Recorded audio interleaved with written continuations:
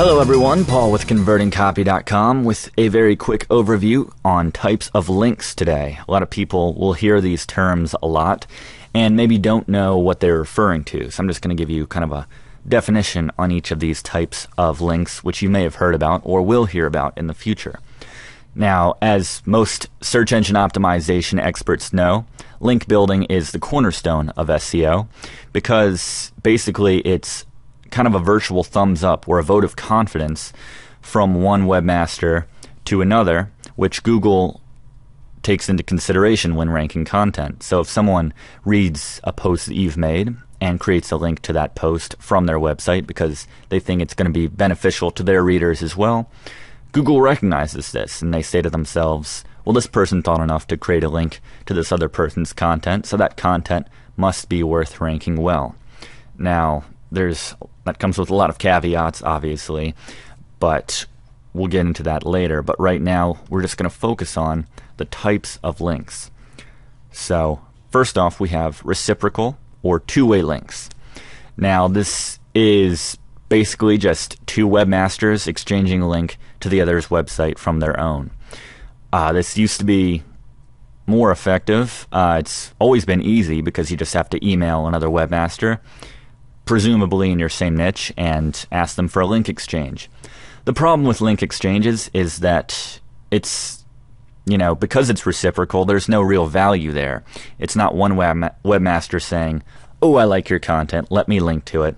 No, they want something in return, so you both exchange that link, and Google recognizes this as not being nearly as valuable, in a sense, because, again, there's that kind of, I want something in return mentality. So it's not really a vote of confidence or anything. It's just two webmasters trying to improve their own rankings, which Google does not like. And the same goes for 3, 4, and beyond link exchanges. So webmasters have tried to get more, clever over the years. You can have 4 sites, like site A links to site B, which links to site C, which links to site D, which links back to site A. And the idea is that no two sites are exchanging a link directly with one another. Well, Google has gotten more clever over the years too and can recognize these things now, so it doesn't really help you all that much. I know some search engine optimization experts have tried to argue that there are ways, if you just make it really complex with how you're exchanging these links, that Google won't pick up on it, but generally I have not seen that to be the case at all. Google knows what's going on most of the time, and you should generally give them the benefit of the doubt, as this doesn't really work anymore, especially in 2012. So now we're going to get into one-way links, which are the most valuable types of links, but part of the one-way links refers to buying links, obviously. So you can pay someone to create a link from their site to your site. So again, it goes with that something in return mentality. They're only doing that if you pay them to do that. So consequently, Google does not like that. And anything that falls under that is going to get you punished or just ignored. So it's a waste of money generally. So this refers to just buying a single link from someone else, like a high PR site or something like that. A link package where you're paying for multiple links basically from different sites. Site-wide links, you're paying someone to put a link to your site on every page of their site, like a blog, like in their menu or something like that. And you have directory links. Some of these directories are free, others charge you to get listed, but, different, again, SEO experts will argue as to the effectiveness of directory links. So getting your link in a directory like Yahoo or something like that. So it's generally my contention that you should never have to pay for links. So I don't do any of that myself. So I can't talk that much about it. Only that I know that it doesn't work for most anyone I talk to. So let's get into the kinds of one-way links that you can get, which are good to get. First off, and most importantly, we just have creating good content. This is how you get one-way links. You create link bait and things of that nature, which basically just means good, unique content that maybe other webmasters can't get elsewhere or create themselves at all or easily. So if you have this unique content that no one else has, of course people are going to link to you if they can find it. And the better your content, the more links you're going to get and the more quality links you're going to get. And that's going to help you shoot right to the top in Google. So again, it's about quality over quantity when it comes to link building. I say that a lot.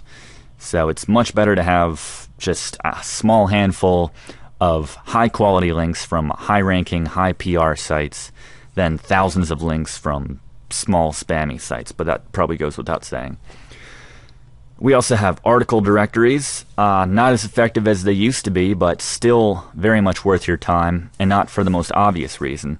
So you can create a link to your site by creating an article on like ezine articles. You can write an article, have a resource box at the end, create a link with anchor text, point it back to your page of choice.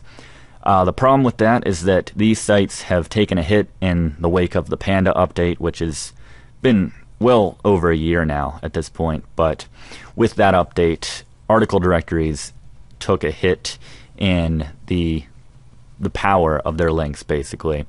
So the real value in article directories is no longer in links from their sites, but in links you can get from other sites. So syndication is still really big on article directories. Other webmasters always looking for good content for their sites, and they'll check out article directories, and if you write well and you write very good content, then they will take your article with the resource box intact. That's the point. So you have that link intact, and they'll publish it right on your site, and that's a link from a whole new site. Then we have forum posting, blog commenting, social bookmarking. I put them all together. Blog commenting, basically just going to a blog and reading a post and leaving a comment, and you can generally leave a link back to your site. Same kind of principle with article marketing, in that it's not so much about the link itself that is worth your time, but if you create a good comment in response to someone's post and you get in there early, then you can get a lot of traffic back to your site from the link that you include. So not so much the link juice that you're going to get from that link, but the traffic you'll get from it. And then you can pick up some new readers who might go on to link to your site from their site. So it has benefits down the road if you use it well. In forum posting, it's similar, because you're just leaving your you have a signature generally and links back to your site. And again, if you write good content, leave good comments, good posts in the forums, then people will follow your links back to your site, and you can get some new traffic and links that way as well. And I'll move down to press releases. Press releases are press releases, just like offline basically, but the only difference is you can include links generally in press releases back to your site. So press releases are still pretty strong when it comes to link juice in Google's eyes, so definitely check out my 10 press release tips to get the most out of press releases these days, and you can definitely use it to get some high quality link juice and some good traffic as well. And then finally we have interior links, or on-site links, which just means that you are linking back to your website from another page of your website. So you're linking to different content from a different place on your website. It helps Google to identify what your content's about, but at the same time it's also good for spreading around your link juice and spreading out your traffic. So, sending someone from one post of yours to another relevant post, and this increases the time they spend on your site, and it lowers your bounce rate as a result, which helps you as one of Google's ranking factors, albeit a small one, but still important.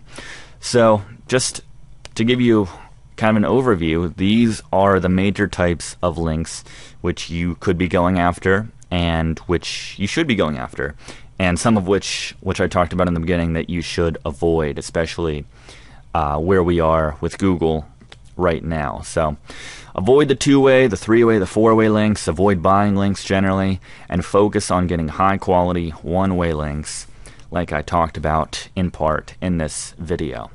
So thanks for watching. For more information, more on link building, tactics and techniques and things like that, check out my site, convertingcopy.com, and I will talk to you soon.